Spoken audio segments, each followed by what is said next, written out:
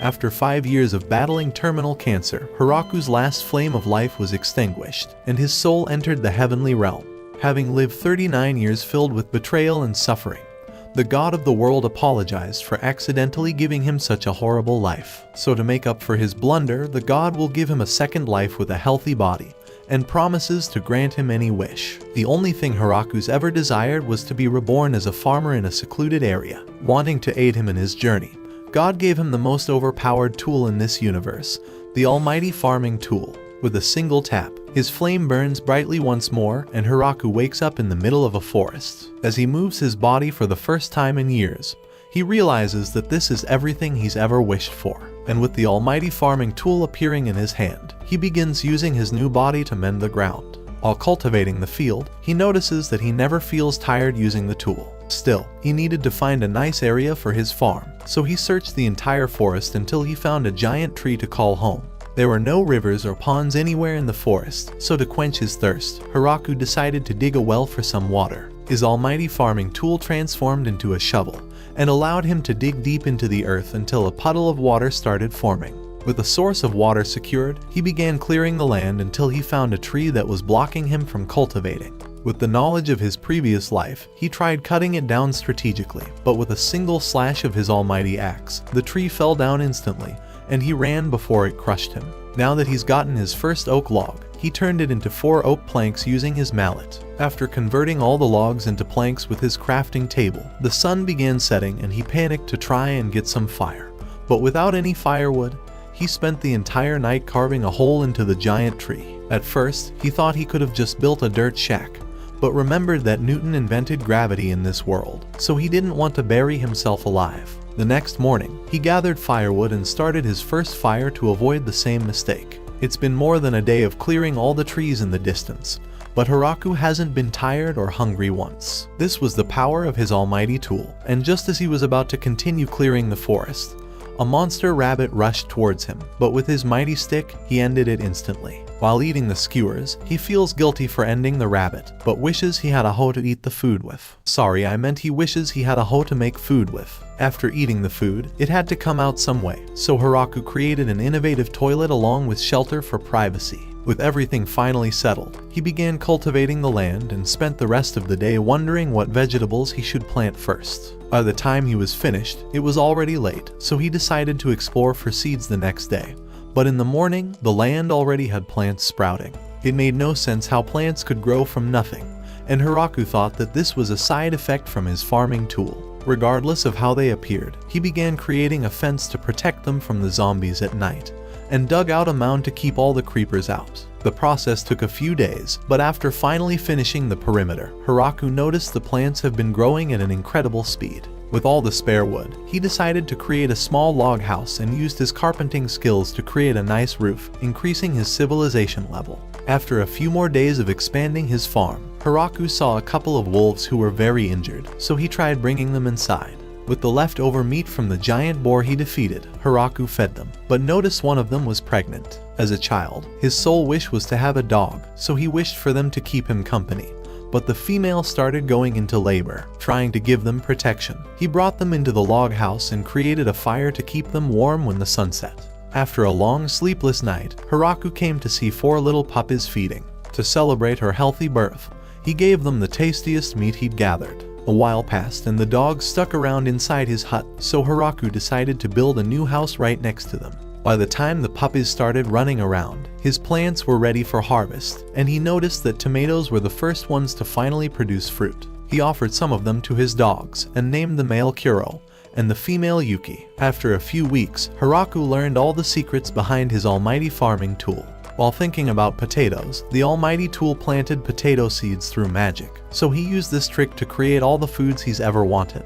And on top of that, anything he grew with his almighty tool would grow much faster than it normally would. Grateful for the fact that the gods gave him such an overpowered item, Hiraku created 2 statues to commemorate them. That afternoon, he realized that his diet was getting very repetitive, so he decided to begin planting some trees. They may take years to start producing fruit, but the wait will be worth it. As weeks passed, the wolves started growing horns, and they had found a waterfall 30 minutes away. Although creating a canal would make obtaining fresh water much easier, the distance he would have to dig was too long, so he decided to focus on his base for the time being.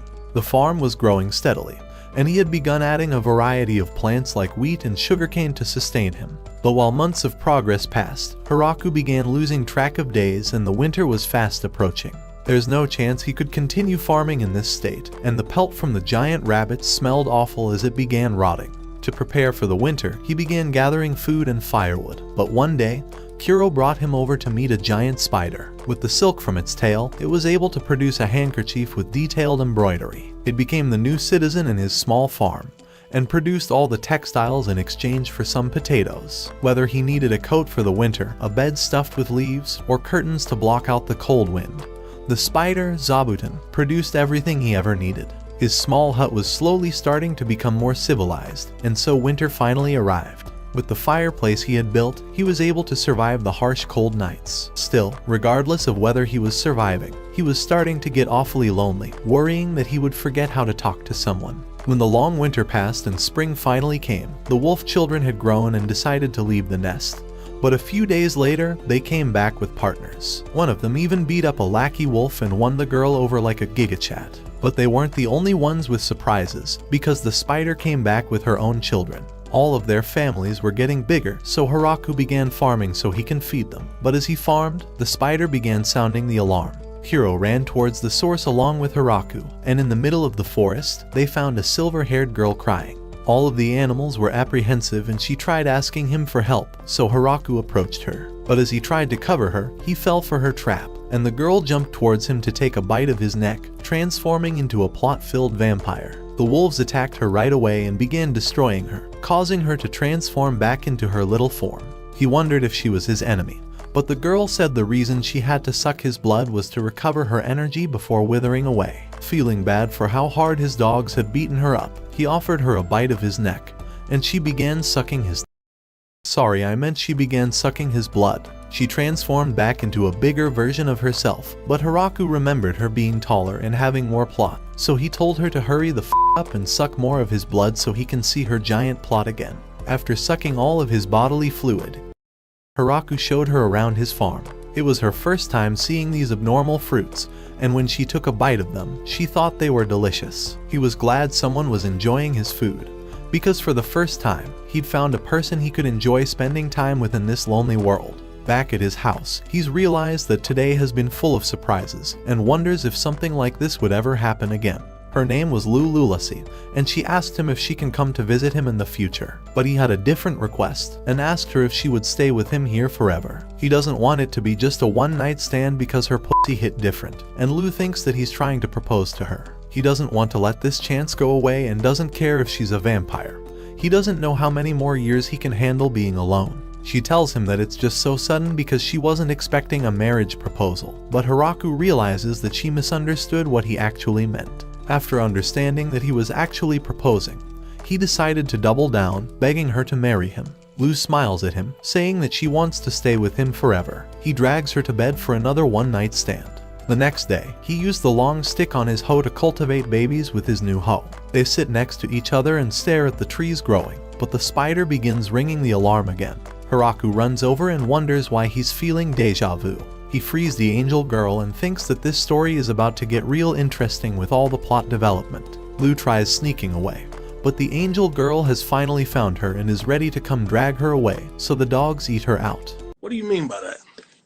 She's surprised Lu has been hiding inside the forest and is angry that she climaxed after the dogs ate her out. Lu is also angry that she climaxed when the dogs ate her out, and Hiraku wonders why getting injured would lead to them climaxing. The angel girl wonders who this man is, and Lu blushingly introduces him as her husband. While her face burns redder than a tomato, Giant Plot Cannons introduces herself as Tia, and she's come to find Lu because there's a bounty on her head. She was constantly researching different concoctions and kept blowing up the kingdom whenever something didn't go her way. Who reveals this was the reason she was in the middle of the forest on that day, so she bent over the table and asked Tia if she would like to start living here. She promises to show her all of the crops, like Hiraku's eggplant next to their round peaches. Out of pocket for that shit. way out of pocket. Lu goes on to show her around the farm, and Hiraku tries to teach her how to cut cabbage out. After cutting it, he prepared it as a meal and sprinkled some salt on it before handing it to her. She thought it was delicious, and after a long day of farming, they cleaned themselves up using their magical abilities. Inside his house, she tried strawberries for the first time, and Lu told her that they'll be showing her how to make a strawberry cream pie next. She grabbed onto her arms, begging her to live here with them because her body can't handle everything if she's alone. This was the beginning of their life together. Tia thinks she's enjoyed the strawberry cream pie, so she asks him for more strawberries. But Hiraku thinks expanding even more right now would result in spoiled food. While they continued walking, Hiraku noticed Kuro's new puppies and decided to build a stable for them in the open field next to their farm. After he was done, he noticed all of Zabuton's children casting their silk to fly away. At the same time, Tia told him that she's also going to be leaving for a while, and started flying away on her wings. A few days later, Tia came back and brought even more girls to add to the harem. They're high elves, because they have giant plots, and all of them introduce themselves. They're also all related, so incest is going to prevail in this plot. Hiraku wonders why there aren't any guy elves, but Tia reveals the sad reality they've had to endure. During the last Great War, their entire male population was destroyed, and they've been roaming the woods until now. Their only wish is to repopulate now, and beg Hiraku to help them out. With the village's population increasing, Hiraku began building them a house for all of them to live together. Their skills in construction and woodworking allowed them to build the house within just 10 days, and they thought it's much nicer than Hiraku's dirt shack. However, at the very least, he wishes that in this spacious house, they can feel safe and at peace. As the days pass, the elf leader wants to thank him for letting them stay here by mining and blacksmithing for him, so they begin building a furnace in the earth. After processing the iron, Hiraku sees the metal pots they've created, and they tell him that they can do all kinds of things after living in the wild for 200 years. Still, the only thing they've wished to be able to do was to settle down and reproduce. じゃあ一つはクリアだな。Hiraku thought it would be for the best to avoid having plot development with all the elves, and stayed a typical anime protagonist. While farming one day, the elf girls noticed that he has a giant wheat field, and one of them asked him if she could make some bread, telling him she has the rarest yeast in the lands. Hiraku was excited, so the girls began baking bread and turned it into breadsticks for Hiraku to try out. At the same time, they all wonder if Hiraku's plot is this long and tasty. Now that he's finally able to make some bread, he would like to expand the wheat fields, but he realizes that their expansion is starting to get out of control. He asks Lu who owns this land, and she tells him that while nobody owns it, it's probably under the Demon Lord's control. However, since he created all of this land without support, this land belongs to Hiraku. At night, the girls gather and wonder how Hiraku's been able to tame the Inferno Wolves and the Demon Spider. Even these crops shouldn't be able to grow in this soil, and they begin wondering why he has no knowledge about their world. At the same time, Hiraku's realized that he hasn't been building the waterway in a long time, so he decides to make it tomorrow's mission. In the morning, Hiraku sees Zabuton pointing towards a queen bee, and Hiraku decides to build a bee house for them to create honey for him. He spends the entire afternoon preparing a reservoir. They began mass-producing the concrete waterway. The elf girls bent over to make sure that all of them were placed in the correct spot. While they focused on doing the hard things, Hiraku filled all of their holes with his hard hammer. Because of their efficiency, the waterway was finished within a single day, and the reservoir was already filled. This should allow them to water the crops a lot easier, but Hiraku noticed that the reservoir was also getting him fish without doing any work. He thought that even though the rabbits were dangerous in this forest, at least the fish were peaceful. But a giant fish nearly devoured him right then. The girls saw him cooking the fish, and knowing that it was from the Forest of Death, they wondered if it was truly safe to eat. Hiraku finished preparing it and tried giving them some, but they told him that they wanted a different kind of meaty dinner. Hiraku had no idea what type of meat they were talking about, so he began eating it and thought it was delicious. Both of the girls tried it and thought it was delicious, and the rest of the elves wanted some of his meat. Diggity. To satisfy all of them, Hiraku began capturing more fish and preserving them with salt. Wishing to expand their diet, Hiraku tried tilling the ground while thinking about rice, and while it managed to grow, the texture of the rice was off. Since they have an entire waterway built, he decided to begin building a rice paddy with the elves. After mending the ground for hours, Hiraku released all of the girls' floodgates. Sorry, I meant he released the floodgate and asked the elf girls for their help. All of the elf girls started getting wet and Leah didn't like the slimy liquid. Together, they all bent over and planted all of the rice plants. A few days later, all of the plants were ready for harvest, and Hiraku put them up for drying. Leah was impressed that he knew all of this, but Hiraku's grateful that he always watched a farming idol before he died with cancer. Once all the plants were dried up, Hiraku used his farming tool to create a thresher, and showed them how to harvest the rice. The girls saw all the work it took to prepare the rice, and wondered if he was finally done. But Hiraku revealed that there's one more step. He prepared to cook the rice and asked Lu to use her magic to light up the fire, so she prepared to release her ultimate blast to burn everything to smithereens. But he told her to calm down, disappointing her. With a small flame, Hiraku cooked the rice until it was finally ready and created it into rice balls for the girls to taste. Lu decided to take a bite. Fucking hell. The girls thought it was disgusting and regretted doing all that work this whole time. But Hiraku knew they were lying when all of the rice was gone. He decided to expand the rice farm, and all the girls began cleaning up after they were done. How the f does that even happen? Hiraku sees how they can all clean themselves with magic, and wishes he had a bath to clean up. Since he's finally built a waterway, he decided to build a bath, and showed the girls his blueprints for how he was going to design the plumbing. The girls wondered why they would do all this if they could just swim in the river, but Hiraku reminded them that they would freeze in the winter. Plus, he really wanted a bath for health and totally not to stare at them without any plot armor. The girls began building a furnace to warm the water and created the biggest possible bathtub. Everything was going great, but Hiraku wondered what they would do with all the dirty water. Tia thinks that slimes could take care of purifying the water, but Hiraku wondered if they were the dangerous monsters that destroyed adventurers. Tia has no idea what he's talking about, so she flew away and brought some slime for him. He placed a few of them in the water purification area and inside the bathroom. Just like that, their wastewater problem was solved, so he began grabbing firewood to burn. But one of them had mushrooms growing on it. He'd been weary of mushrooms this entire time since they might be poisonous, but all of the girls thought it was safe and wanted to eat all of them, so Hiraku began preparing some logs for mushroom growth. By sunset, Hiraku had finally completed the bath and tried explaining it to the girls, but they wanted to see a hands-on experience. He removed his plot protection and began showing them how it's done. But the girls started to feel a different kind of liquid dripping, so they all removed their plot armor and decided to join him. Lu told him it's perfectly fine for all of them to do it together, and Hiraku felt the bone of his sword growing sharp and hard. In the following morning, Hiraku saw all of the edible mushrooms that were grown. But the dogs had brought over more elves. Of course they were females, but who's complaining? Leah reveals that they used to live together, and he's glad to have them all join him. Leah suggests they work on expanding his home so they can all have more space, and cheers them on to begin children making. Hiraku didn't know why they were so optimistic. What a f***ing waste. Kuro's noticed that his master's harem has been expanding, and tells us about his story. Before he had a master, he never had a name to go by. Ever since he was born, he'd been roaming alone, and never lost a fight against any other male. His only wish was to continue living freely, but when he met that one female, she destroyed him. After his complete defeat, they began traveling together, but her belly started to grow one day. He wanted to do everything to continue protecting her, but peace wouldn't last, and a giant bear was about to annihilate them. However, after they were gravely injured, the bear walked away. Still, they could no longer hunt for food and accidentally reached the most dangerous place of the forest, the center of it.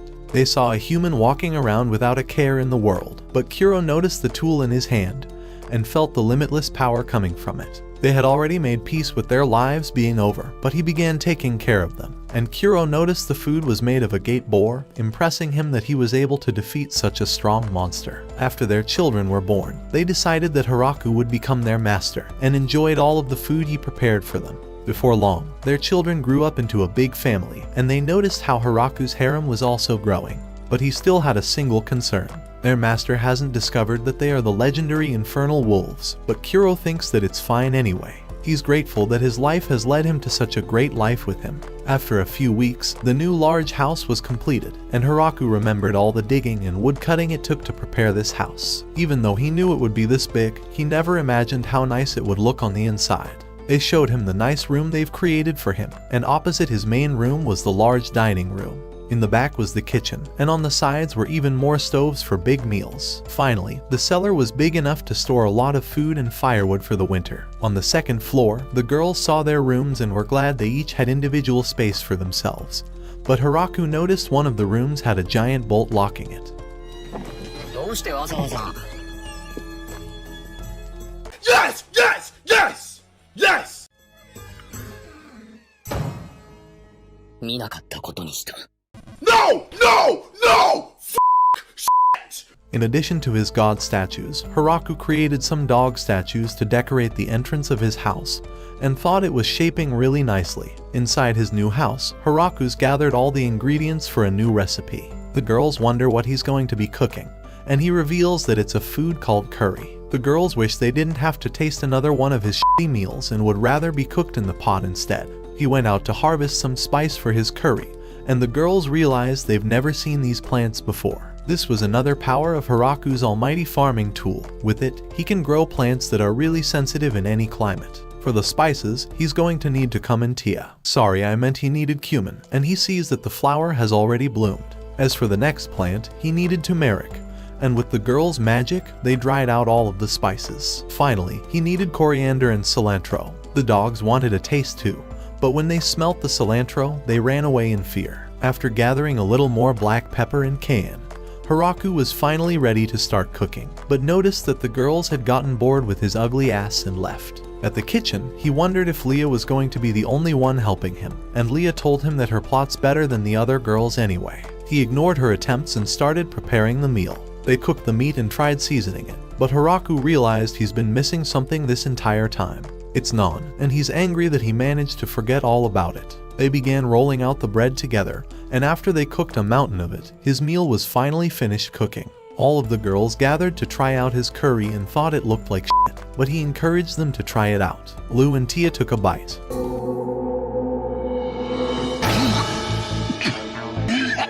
It didn't just look like shit, it even tasted like shit, they told him.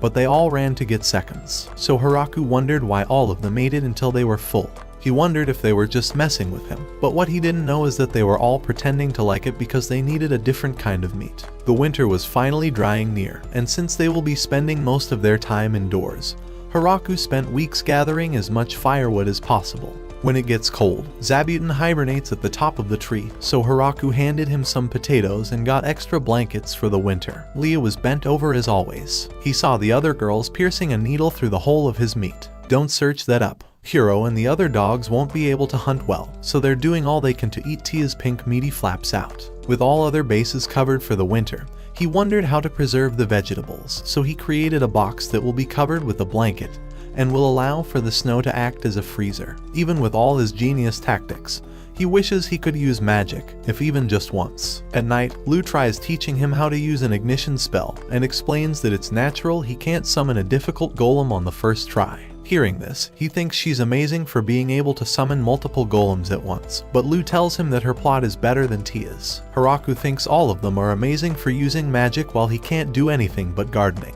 But Lou tells him that he's the most amazing one here. Without him, this entire village would fall apart, and he's able to continue feeding them every single day because of how hard he works. She tells him that he's the only one who could do this and smiles at him. The winter's first frost arrives, and snow began piling up. With all the time they were spending indoors, Hiraku decided to build a few classic games, reversi and chess. He taught them how to play the game, and Lou thought it was too simple to be enjoyable. But Tia told her that those simple rules will allow for complicated challenges. He told Tia that she was right, so Lou grew angry and tried challenging Tia for a game. After 2 hours, Tia was about to be absolutely destroyed, and Hiraku noticed her hands shivering, but she pretended to have her hands slip. She apologized because they were going to have to start all over, but Tia uses her magic to make all of the pieces fall exactly to where they were. She tells her it's embarrassing that she's playing like a child, and Hiraku tries to see how the others are doing. He sees the 2 other girls playing reversi peacefully, and Kuro points out where the best position possible would be. It shocks him how Kuro can understand the rules, but sees the other wolves playing chess correctly, and even though it may look cute at first glance, he feels an intense aura emanating from them. Lou decides to play a game against them because she definitely won't lose, but the game doesn't end well. All 4 of them play mahjong, and Hiraku thinks he has the upper hand because of how complicated the rules were. So he tried to get revenge for Lu, but all of the girls completely destroyed him. Poor Hiraku and Lu have both been clapped. After a few weeks, they were bored of board games, so Hiraku designed bowling equipment from wood. Even though it was just a simple game, all of the girls enjoyed it, and so the winter days began slowly going by. The creative refrigerator he created was working, and they were able to enjoy their delicious food until snow finally melted and spring came. But while he tried enjoying the nice warm temperature, Zabuton sounded the alarm to alert them of a giant monster approaching. Hiraku looked at the sky and noticed a giant dragon flying towards them, but Tia told him that this wasn't a dragon, it's a wyvern. The wyvern roared in the sky and began preparing a fire blow to destroy the tree, but Tia barely managed to fend it off. Some of the fire still landed, and Leah rushed with the others to put it out. Hiraku wondered what he could do in this situation, and wanted to do anything possible to protect everyone. As he clenched his fist, a spear appeared, and he pointed it towards the sky, throwing it with all of his power. The spear clashed against the wyvern's defenses and pierced through them, ripping the wyvern's wings apart. It flew back for Hiraku to send another strike, landing a direct hit onto the wyvern's chest and sending it falling to the ground. Deep inside the forest, Hiraku found the dragon's corpse and wondered if someone had sent it to attack them purposefully. But with wyverns being such a rare and valuable creature, Tia thinks it was just a wild monster acting alone. He thinks it was an unfortunate incident, but wonders if they could eat its meat. At home, Tia says that wyvern meat is one of the rarest delicacies in this world. Hiraku finished preparing the wyvern steak and created a stew out of the tail meat. All of the girls think this is the first time Hiraku's cooked something good, and he's glad that they're finally impressed. Lu still thinks something is off, and wonders if Tia would have been able to defend an attack from Hiraku's spear, but she tells her that it would be impossible since it could defeat a wyvern's barrier. Hiraku asks them what they're talking about, wondering if it's because he didn't take all the bones out. Tia says that it's nothing, they weren't talking about eating his bone or anything. Meanwhile, inside the demonic kingdom, the higher-ups have received news of the wyvern being defeated. It would require an entire organized force to somehow take one of them down. But the count reveals it's the truth. The generals panic and are struck in fear with how that occurred, and one of them even wants to resign. Inside Drime's lair to the south, Gucci saw the attack with his own eyes, and thinks Hiraku's spear would pierce even the king of dragons if they attacked it. The next morning, Hiraku thinks there's something they're still missing after all this time with their meals: PG grape juice. He gathered all the elf girls to harvest the grapes, and in order to crush the juices out, he built a contraption for them to step on the grapes. Tia and Leah begin sinking their feet deep into the balls and crush them until the sticky liquid comes out. They manage to fall on top of each other and see that they've been covered with the creamy sticky liquid. Wondering how they could manage to keep their rhythm while they do this, one of the elves suggested singing a song like they used to.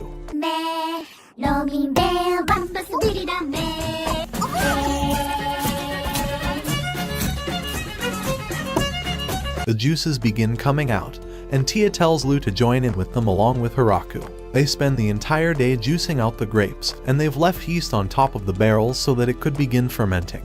He wonders if they've made enough, and the god of the world shows the other god how much fun Hiraku's having, and begs for forgiveness. However, the god of agriculture tells him that he managed to end an innocent human's life, and send him into the deepest parts of the forest of death. Not only that, but he also gave him the holy lance grime and tried disguising it as a farming tool. It would normally suck all of a person's life force out and kill them instantly, but the god thinks that he's given him such a healthy body that he'll be able to regenerate his life energy right away. But even more than that, she wonders why the statue of her is an old man, so as punishment, she will force her dad to sit like this for 300 years. On a random day, Zabuton sounded the alarms, and Hiraku felt like he was getting deja vu yet again. Lu recognized the girl as her sister, Flora. After hearing that her sister was chased by the black-hearted, ugly, disgusting angel, she followed her sister all this way. Tia tells her to repeat that once more. Hiraku invites her to stay here, but she's having a hard time believing that this ugly bastard is her sister's husband.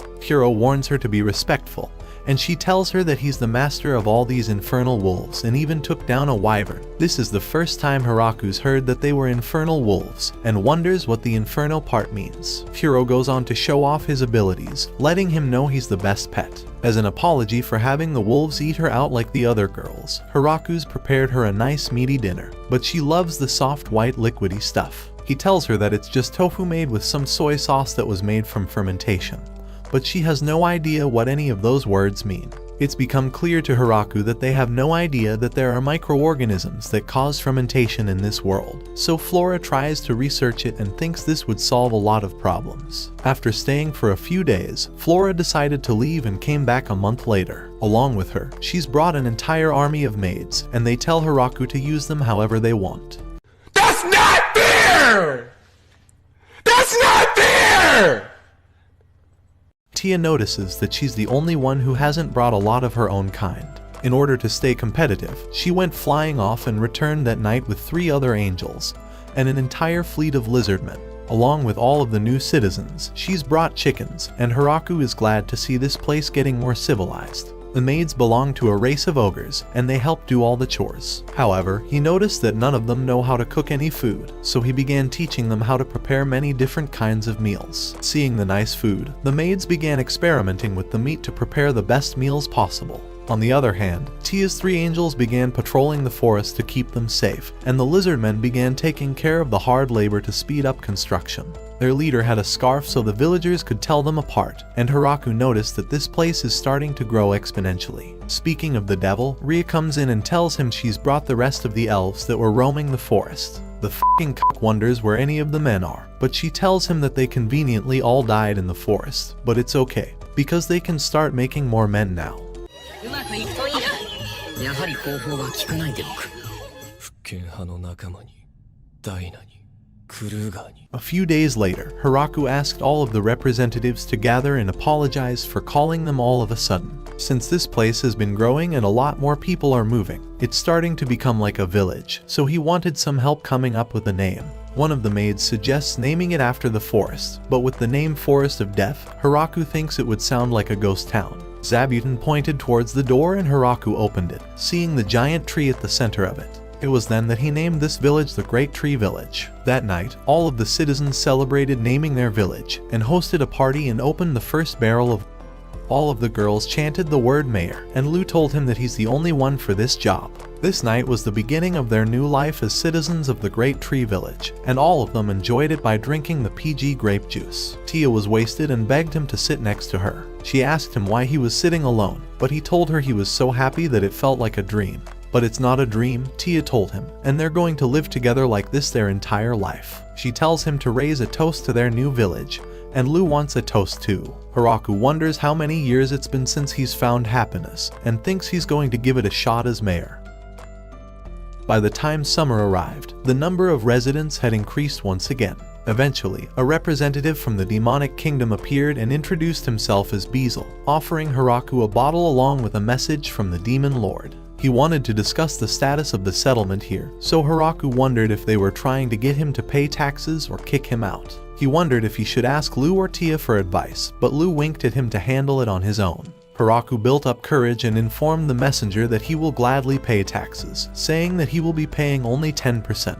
Hearing those words shocks Beezle, and Hiraku wonders if he messed up, but Beezle accepts his conditions. As he drafted their agreement on a piece of paper, the business magnate purposefully made it so he only pays taxes on crops. But still, he was worried he was too aggressive with negotiations, so he sent Beezle home with a gift. He wonders if he handled everything well, and Lou thinks he did an incredible job, because now they will have protection under the Demon Lord's army. Tia agrees, but thinks that 10% is too low, as settlements usually pay 50 to 60% in taxes. And since they're only coming once a year to collect taxes, they can lie about how much they produce, so Hiraku just created a miracle of a deal. Inside the Demon Lord's castle, the generals are shocked that the Great Tree Village submitted so easily, but are suspicious that they might be having an ulterior motive. Beezle acknowledges that possibility, but he had no choice since the Angel of Annihilation, along with the Princess Vampire, were standing right next to the mayor. But that's not all. There was an army of high elves and a pack of inferno wolves, and even the trio of killer angels patrolling the village. Beezle shakes in fear, knowing that he could never refuse their hard negotiations. He investigates their gift and sees the apples inside, so one of them tries to check if they're poisoned, but Beezle notices another oddity in their gift. The cloth is made from a great demon spider, a monster so powerful that it drove the previous demon lords to a standstill. Randon decides he's had enough and quits. The next morning, the ruler of all dragons, Drime, introduces himself to Hiraku and has come with his count to present them with a gift. Hiraku sees the expensive sword inside, but thinks that it looks kind of violent.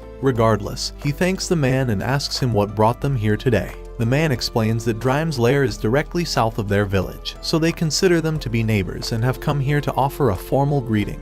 Hiraku wishes to invite them for dinner, so Drime changes into his human form and introduces himself once more. At night, he enjoys the PG grape juice they've created and begs for more of it, but his assistant tells him to leave before they become a nuisance for Hiraku's village. After they left with the gifts Hiraku prepared for them, he realized that they were going to have a lot of visitors coming through, so the following day, Hiraku began building a guest house for potential visitors. Additionally, he didn't want the angels scaring off any visitors, and whenever Zabuton alerted them of a visitor, all of the lizardmen were ready to head off into battle. It was a long way off from a proper welcome, so he came up with a new signal for visitors using a bell, and created a welcoming party consisting of Tia and Lu, but the head maid wouldn't accept this. His life could be in danger if the visitors were malicious, so they added a bunch of high elves and lizardmen to protect him.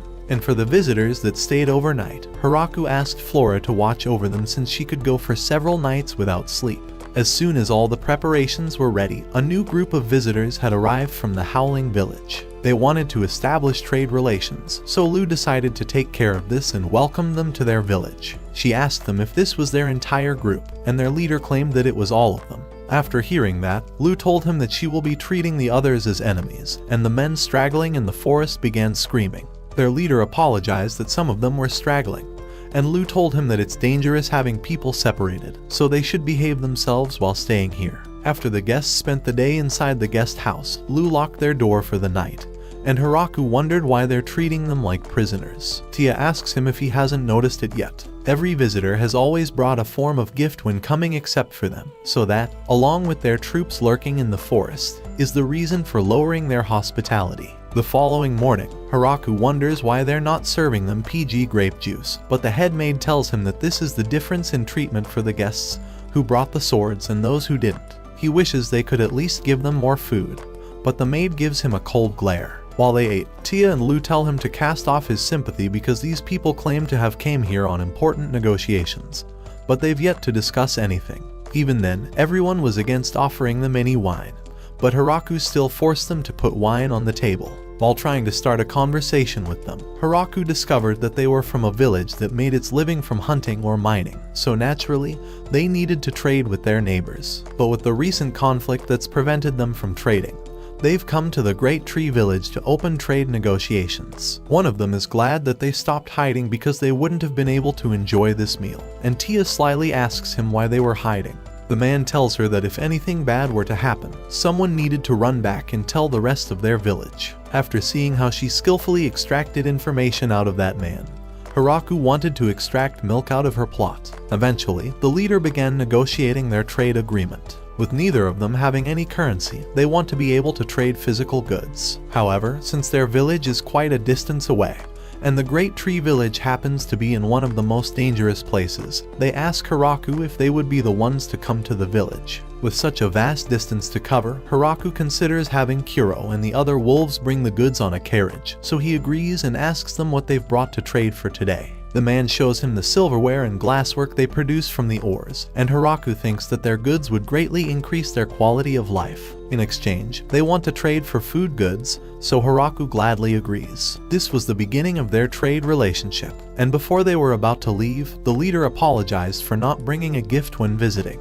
Their village never had a custom like that, so he promises that he'll bring something next time, but it may not be luxurious since their village is poor. However, Hiraku tells him that size doesn't matter, it's the heart that does. Who knew the professor of quantum physics had a small persuasion in his second life? Before long, their first day of trade with the Howling Village came, and the girls told Hiraku to stay back since Tia will be acting as their representative. Drime agreed to take everyone there in exchange for a barrel of grape juice. Over time, Drime had started coming to hang out regularly for the grape juice and always brought treasures with him, so Hiraku was glad to always see him. He thanked him for the grape juice and took off. A few days later, Tia returned and told Hiraku that they managed to trade everything. At first, the citizens were hesitant because they'd never seen that food before, so she decided to offer them some free samples, and before long, everyone loved it. They even sold the wine that was supposed to be for Drime, so Hiraku promised he would give him even more grape juice tonight. Tia revealed that the mayor asked if some villagers could come to live in the Great Tree Village. In total, there are 20 residents, and they're all young women. How fucking convenient. Hiraku realizes that the village won't have any future because Dr. Riz is actually an incel, who won't develop plot with any of them. He reluctantly agrees, but on the condition that they get at least 2 young men. The following week, the Beast Girls introduce themselves and say they are mentally prepared to be used however Hiraku sees fit, as long as he doesn't abandon them. Hiraku tells her that he's from Alabama, so she has nothing to worry about since they're not related, and tells her that he'll take care of them. He asks her if they've brought the young men, and he sees the 3 young men.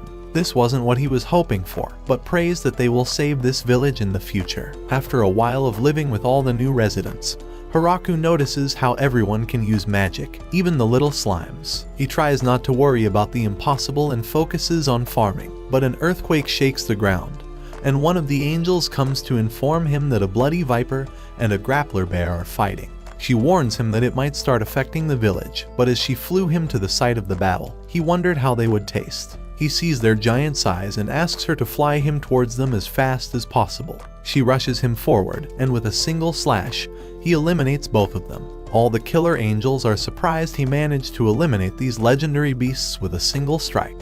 At home, he begins cooking the meat using the PG grape juice, and the girls are crushed that their grape juice was wasted. As for the viper, he fried it and thought it tasted just like fried chicken. He notices that he's missing something, and went that night to ask Flora about her fermentation studies. She told him that she hasn't made any progress and has had to rebuild the hut 3 times. Hiraku has no idea how that's even possible, but she promises that she'll keep the explosives to a minimum. The chicken have finally laid eggs, so he begins beating the eggs, adds salt and vinegar, and with some oil, he creates mayonnaise. Just then, a bunch of dwarves appeared, led by a man called Donovan. They've heard about the PG grape juice and apologize because they don't have money, but have the technology necessary to create the best tasting Russian drinks. Using distillation, he gives Hiraku a new form of smoothie, and Hiraku thinks the shit is stronger than how hard his dad used to beat him. Donovan's party ended up staying in the village to create more PG smoothies, and so Hiraku held a party to welcome the beast women and the dwarves that joined their village. Drime is back at it again drinking,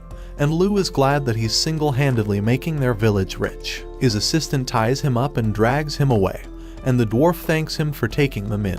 While Hiraku drank, he realized that there's finally an old man besides him here, so he tried asking him if any of those girls caught his eyes. The dwarf man thought they were all pretty, but he's more into women with full beards. Hiraku realizes that these women might end up having to see his small persuasion after all. The following morning, a dragon flies directly towards the village, and Hiraku tries to take it out before it causes any problems. But Drime comes to knock it down. A third dragon appears with a menacing aura, so Hiraku launches his spear to save Drime. In the last second, the dragon barely dodges, but Drime's assistant lets him know that they're not enemies, surprising Hiraku. He introduces the 2 new women. They are Drime's daughter, Lastismoon, and Mommy Milker's, Graphaloon. And I want to play with those balloons like a baboon. Hiraku asks him why his wife and daughter were here, and Drime tries explaining the situation. He's been constantly sneaking out of his home at night, so Mommy Milkers was worried he was getting some Mistress Milkers. Drime tries explaining that it's all high politics, and Mommy Milkers thinks all of her suspicions are finally confirmed. Drime begs them not to jump to conclusions. After all, he also has a small persuasion, so he would never have the courage to have an affair like that.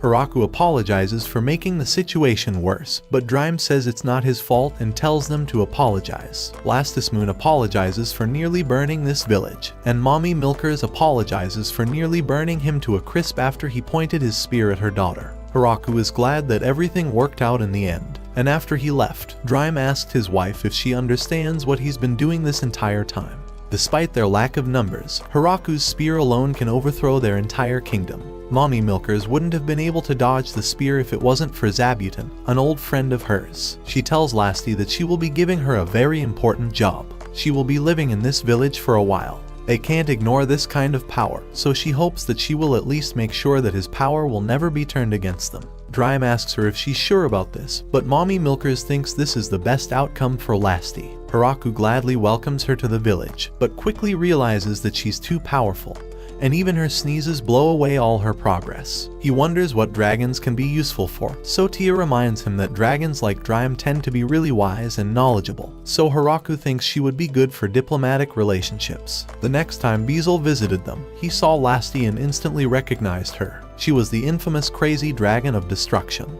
She asked him what brought him here today, and he tried asking for oranges, but she told him that they were out of stock, so she tried interesting him in some strawberries. Beezle just shat himself staring at her horns, and said he would take 10 boxes of whatever she's talking about. She prepares her order and asks him if he would like her to count them, but the only thing he's counting is the minutes until he disappears, like his father when he went to get milk. Back at the demonic castle, the rest of the generals are shocked that Lasti, the almighty dragon, is among them now. They consider spying on them but realize that they're going to be screwed. With no options left, Beezle plans on using his secret plan. Inside his house, his daughter, Florum, enters the room.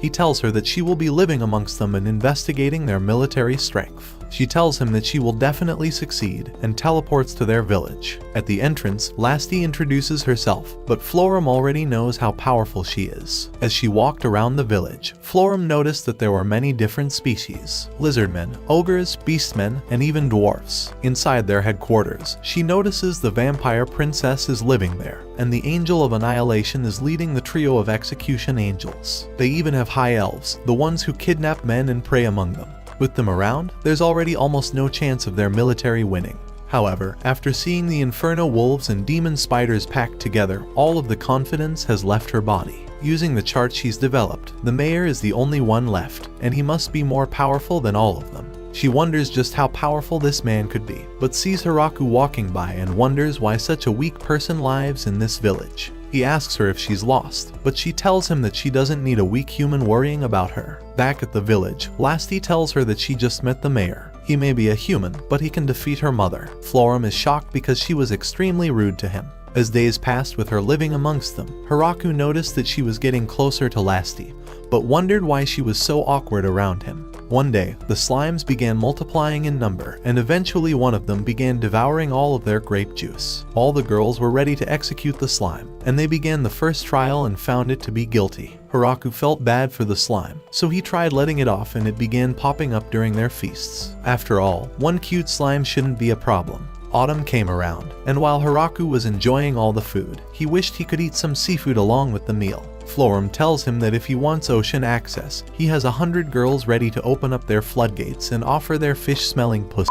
Sorry, I meant if he wanted ocean access, he can travel to the port south of the village to trade for ocean products. Lasti offers to fly there, and the rest of the girls accompany her. They take off, and Haraku was glad there were people who were enjoying his food this much. 3 days later, a merchant from the ocean city came back with Lasti and showed them all the fish products he has to offer. Along with the fish, he came here to accomplish 3 main goals. The first was to properly greet the mayor of this village, the second was to begin trade negotiations, and the third was to become the official trade ambassador for this village. With his years of experience, he can help the Great Tree Village multiply their profits by several times over, so the girls decide to look at his proposition. After a long day of negotiation, the merchant was ready to leave and was excited to discuss grape juice trade next time. But Lasti wasn't about to let that happen. Haraku thinks it's great that there's going to be a professional handling their trades, and Lu thinks it's great that they'll be getting more value now. While traveling home, the merchant took a look at the Great Tree Village.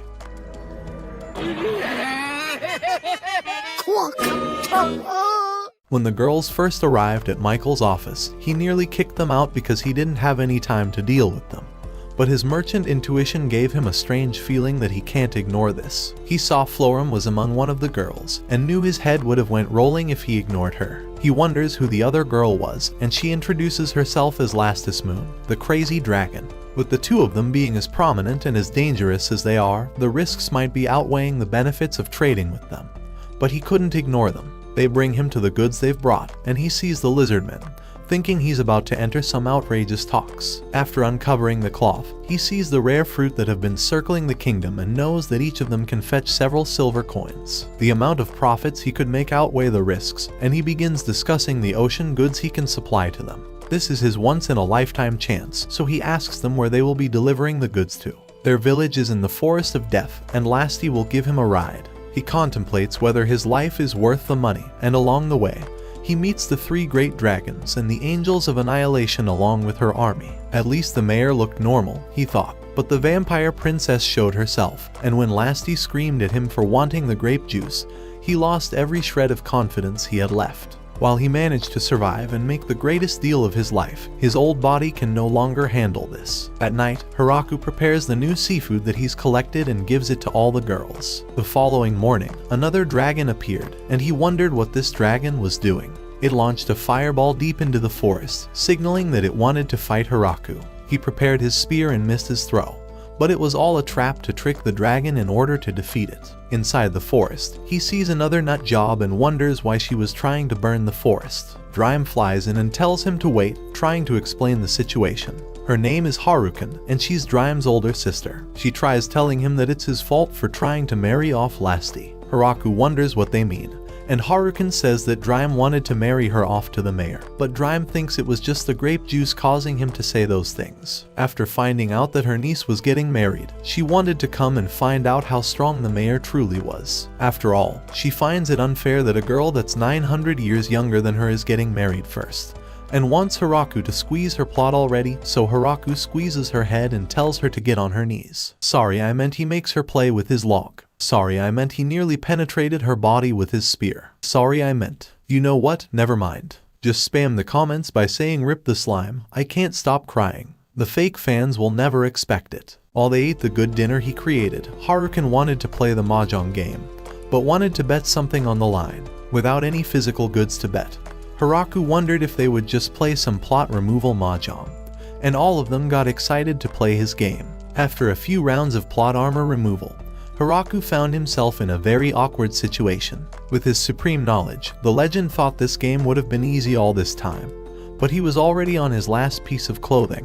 The only explanation for this situation is that they were cheating by rewriting the pieces, but he thinks that he's just being a sore loser. At last, his chance has arrived to defeat all of them, but even though he drew the worst tile possible, it doesn't matter. He will not be paralyzed by his fear against dragons, and will do anything to make sure no one sees his persuasion.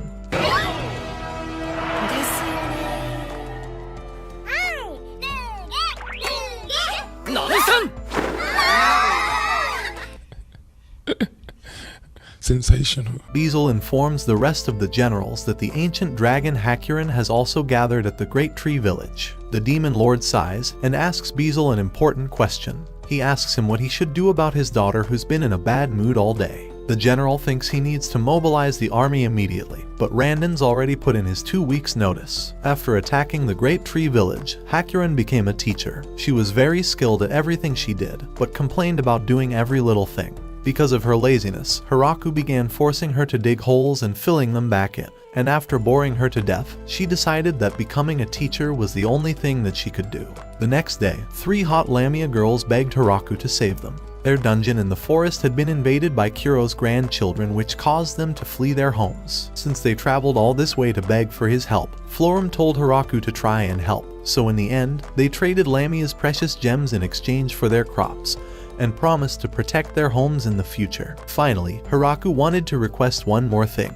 Being the beta simp he is, he asked them to put on plot armor if they were to ever visit. With their great strength, they began carrying trading goods in exchange for Hiraku's seed. Sorry, I meant crops because they grow from seeds. Back at the demonic castle, at her office, Beezle teleported to meet with his daughter and asked her if she's been doing well. She tells him to get to the point because she doesn't have any time, and he reveals that the princess has been gathering troops to invade the Great Tree Village. They had begun distrusting her reports, believing that no village could be this powerful. Even the demon lord wouldn't dare stop his daughter, and their day of invasion will be tomorrow. They will be gathering 300 troops, so he was hoping she could find a way to scare them off before they even attacked the village. Florum considers who they could use to scare them, because 10 boxes of apples for barely doing anything.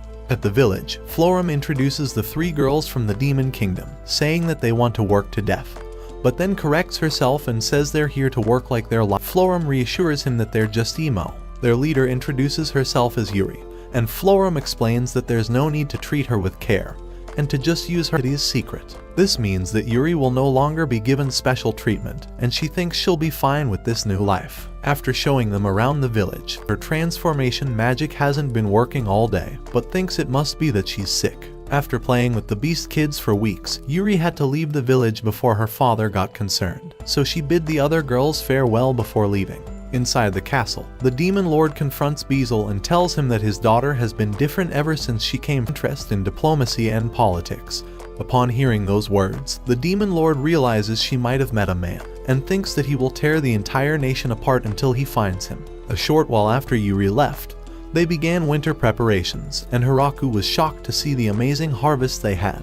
Last he asked if she could get some of the extra food for her parents, and Harukan wanted to share some with her parents as well. Her father is the emperor, lives in the south. Hiraku thought those names were extremely intimidating, so he wanted to share some food with them. First, Lasty gave mountain elves, but it's become harder for them to find food lately. Hiraku wonders what to do, and their leader understands if he can't help them since they are strangers. But the Riz Master tells her that he was just trying to think of where they'll be sleeping for the night. He promises he will never give up on them, and the elf leader thanks him and says she will sleep in his bed if he wants them to. But the beta says that won't be necessary. This man unlocks species of women like their f***ing Pokemon in his Pokédex. That night, Hiraku decided to build a men's bathhouse so no girls see his persuasion. However, Floram caught the three musketeers sneaking around the new bathhouse. However, she realized it would make more sense since they were as flat as a washboard. Eventually, autumn began fading, and winter was approaching. On one of those days, Hiraku saw that Lu was bedridden, and he wondered why she hasn't been feeling well. She told him that it's nothing serious because it could just be the weather, and that a little nausea and fever isn't a big deal. Senna wonders if Lu's been craving sour foods recently, and after hearing that, Lu realizes that she has been actually wanting tomatoes and sour fruit. Senna told him that a person from the Howling Village experienced something similar, so Hiraku asked her what ended up happening to them. She told him they ended up congratulating her on having a baby. After the winter had come to an end, Hiraku began waking up as soon as the sun rose to start stretching. This had become his morning routine, and he avoided waking up too early since the maids insisted on waking up earlier than him. The slime had managed to sneak into another barrel of wine, and the women of the village were ready for a public execution once more. He had discovered that people weren't accustomed to having a meal during the afternoon, but he wouldn't want them to work all day on a single meal, so he began serving them lunch. After finishing his meal, Hiraku wanted to take on a new project, and began planting all types of roses and flowers so their village felt a little more civilized. Additionally, he had begun creating furniture and toys for the children, even though he's never had any construction experience. As time went on, he began creating swords so that the villagers can have a good form of cardio. Anne wanted to keep practicing, and breathed so heavily that the bone of my sword turned into wood, because of her two meaty shields. Stop it. Get some help. Hiraku's wooden sword is also feeling weird, so he decides to go and practice on his own. He tries throwing some daggers, but the dark elf comes to show him how it's done.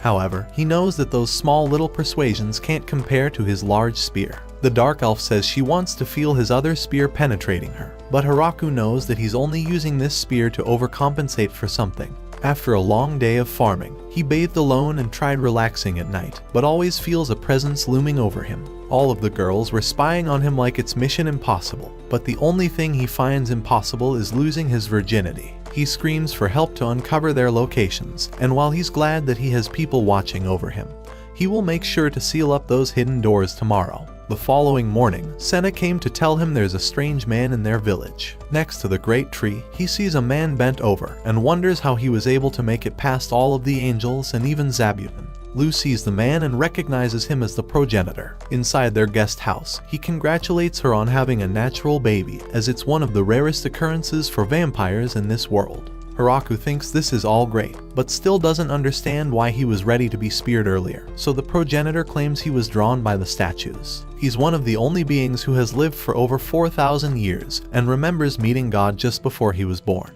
but can't remember his exact appearance since he continues erasing his memories to live long. Living next to such a masterpiece would fulfill him, but Hiraku says he can't give him the statue, crushing his spirit. Instead, he offers to sculpt him another one, and the man is ready to be speared again.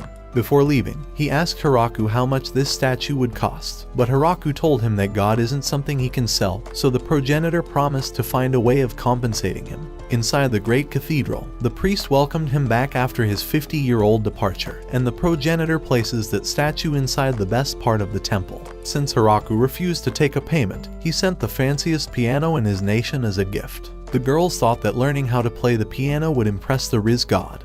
But after they opened it, they realized that none of them can handle the pressure of breaking something so expensive. They begged Hiraku to get an old piano so they could practice on it. A few negotiations with Michael later, and he was able to secure a new piano for the girls. Everyone in the village began practicing together, but Hiraku no longer had any hope of sleeping at night. The big yearly harvest had arrived, and after working the entire morning, Lu invited Hiraku over for lunch. She noticed how hard he's been working, so she gave him an ice cube to make his drink better and tells him not to overwork himself. He tells her that he'll be fine, but wonders if it's okay for her to be walking around. She reassures him, saying that all the girls encourage her to exercise so she has a strong body when going into labor. Even after all this time, Hiraku can't believe that she has a child inside her belly. During dinner, all the girls wonder how heavy the child is, and all of them wish that they could help Lu in any way possible. She tells them that everything is great, but it bothers her that she can't drink any PG grape juice. Zabuton is ready for the baby shower. Inside the mayor's office, the trio of angels inform him that the morale in the village is dwindling, and all of them are about to cave in. So to save them, they beg him to sell all of their grape juice smoothies. Their only wish is to make Lu feel more comfortable, but while Hiraku finds that admirable, he thinks selling all the juice would be a mistake, so he encourages them to continue holding out because it will taste better once it ages a little more. The fiends were excited to hear that it will taste better, but the dwarves weren't. They wondered why no one wanted their smoothies anymore, and Donovan promised he will no longer release the white creamy substance into it. Hiraku explains the situation, and Donovan is glad that his special cream wasn't the reason people stopped enjoying alcohol. Hiraku reassures him that his juice tastes great, but wonders what this secret white cream might be. The dwarf tells him it's a secret, but if he really wanted to find out, they can play a game called Salty Biscuit. Hiraku thought he was better off not knowing. Weeks of peace continued passing throughout the village, but Hiraku was only worried about his wife. It's almost time for her to go in labor, and he notices the flower sitting on the table. It was a gift from Tia and the other angels, one of the rarest flowers that was blooming on an ice mountain. The leader of the Dark Elves came to offer her secret mountain elf medicine. It is the best medicine that's ever been produced, and hopes Lu will be able to use it whenever she needs to. Last, he offers Lu a precious pendant from her father's treasure room. The wolves offer some of the food they hunted, and Zabuton's children wanted to gift her some baby clothes. Anne offers her pudding, Leah offers her a flower crown, and even lazy-ass Harukan offers to peel apples for her. Flora comes in to give her sister some tomato and tofu miso soup, and Hiraku is glad she finally made miso after all this time. The leader of the lizards apologizes for not knowing how to help since they're born from eggs, but offers his blood to help her child grow strong. After receiving all the gifts, Hiraku noticed a wooden mallet, and Lu told him that Donovan created it because it will come in handy soon. After she was done talking, Lu felt a weird sensation in her belly and realized that it must be time. All the maids began rushing towels to prepare for the delivery, and Hiraku found himself feeling powerless as he waited in the other room. Knowing there's nothing he can do, he looked at the great tree and went inside the little cave he had made. The two moons shine bright that night, reminding him of his first night here when he watched them alone.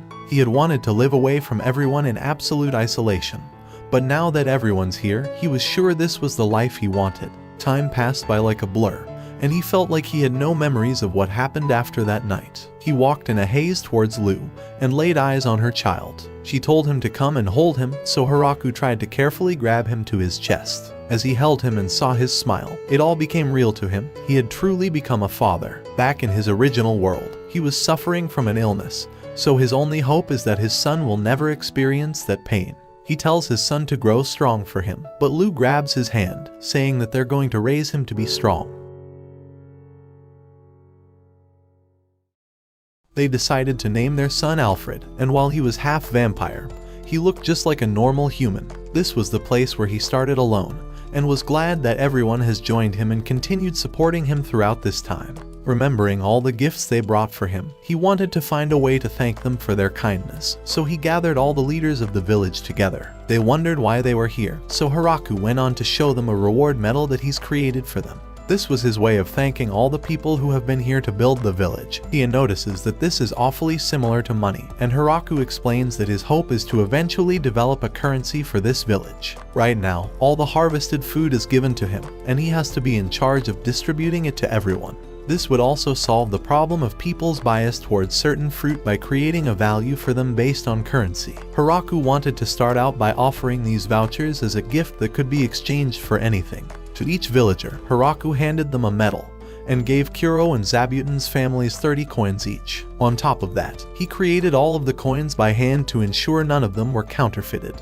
Everyone reacted differently. The dwarves wanted grape juice, others wanted furniture, and the angels traded them for Drime's expensive weapons. Eventually, people began requesting furniture in exchange for their currency, but their value was still obscure. For the children, they settled on renting out the mayor for a day instead. A little while after everything had started calming down, it was finally time for the big festival to celebrate his child's birth. All the girls were finally drinking juice for the first time in months. Donovan and the other dwarves brought a big barrel, saying this was the special barrel of juice they created by combining all of their white stuff from all the salty biscuit games they played. Lou realized that this must be what the mallet was for, so with both of them holding it, they opened the barrel up. Hiraku never thought he'd be cracking a barrel open to celebrate something so fun, so he told everyone to drink up on the house tonight. Drime is back at it again, but his count wants to turn this into 50 Shades of Grey. All the girls enjoy the juice, and Donovan asks him if he likes this new secret recipe. Lou tells him she can't drink anything since she now has mommy milkers, and Donovan thinks his entire plan has been ruined. He had planned on stealing the mayor's wife, but he's got an idea. He asks them to bottle it up so they can drink it soon. But Hiraku thinks it would be great to bottle it up for 20 years so they can enjoy it when his child has matured, and Donovan's dead. All this time, Hiraku had caught on to this dwarf's plan. He knew Donovan's secret white substance would impregnate anyone who drinks it, but because he's such a beta, Hiraku wanted to let him impregnate all the elves in the village with this drink so they can leave him alone.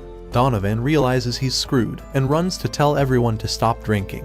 Hiraku is glad that he's finally done with all this women bullshit. The demonic kingdom have heard of Hiraku's child being born and wish to congratulate them. Their village has grown much too strong, so they believe their only plan moving forward will be to marry Yuri off to one of the people living in the village. Michael has received news of the birth and wishes to send them the greatest gifts to continue having a long and beneficial relationship. Tia has discovered that there were a lot of people still roaming the forest looking for a place to live, and Drime's kingdom, along with the demonic kingdom, have recently had a lot of refugees needing to take shelter after the recent war. In total, it's over 100 people, and Hiraku realizes that their current village likely won't have enough space for all of them, so Lou suggests the perfect solution. They will create a second village for all of them, and Tia thinks the Great Tree Village too will be even better. After all, this village had saved all of them, so they want to do everything in their power to save others in the future the same way they were saved. They all lived happily ever after, until Hiraku executed poor old Donovan. If you felt bad for Donovan, blow this video up with likes to show your condolences. Watch this next video. Till next time, my fellow legendary plot masters.